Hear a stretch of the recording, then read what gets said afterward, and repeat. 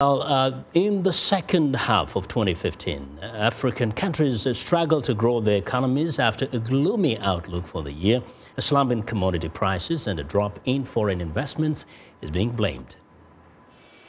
Somalia has been encouraged to focus on strengthening its stability and growth as it recovers from more than 2 decades of civil war. In its first review of Somalia's economy in over 25 years, the International Monetary Fund says the Horn of Africa nation has made significant progress since it resumed relations with the international community. According to the UNDP, about 73% of the Somali population lives below the poverty line of $2 a day.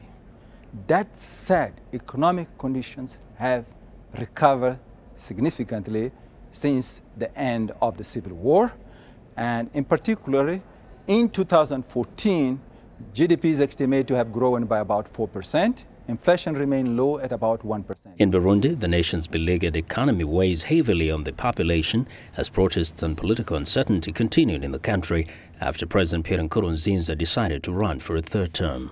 China faced a sharp fall in its stock market, which in turn hurt African commodity exporters.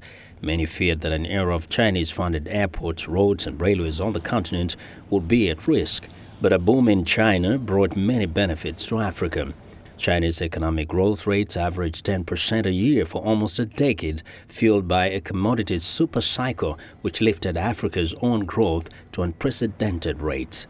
In Kenya, a cash flow crisis being faced by the government saw the shilling lose 14% against the dollar in 2015, and interest rates climbed by 300 basis points in October.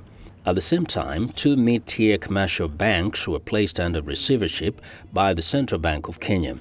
This included Imperial Bank Kenya Limited, which left customers in anxiety about the fate of their deposits should the company go into liquidation. Analysts said it was a temporary scenario.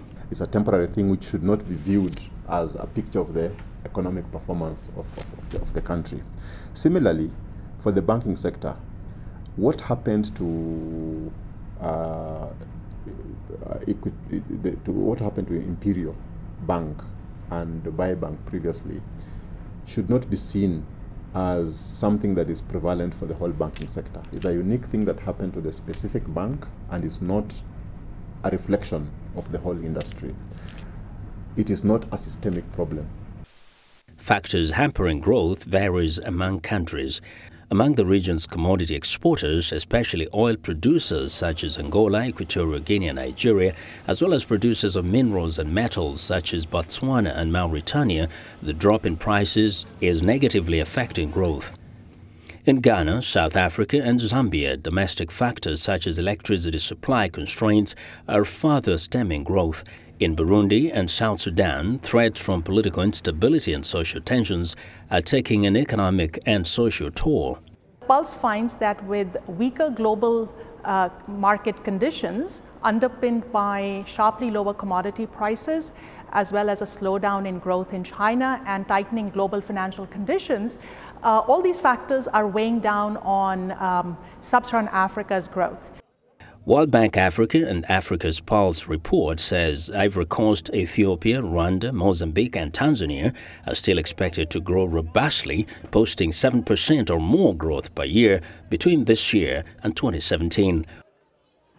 Well, we want to know what you think about Africa 54 and the stories we cover. Join the conversation on Facebook. The address is Africa 54. Check out our headlines 24/7 on voaafrica.com. Find me on Twitter at VOA Vince Makori.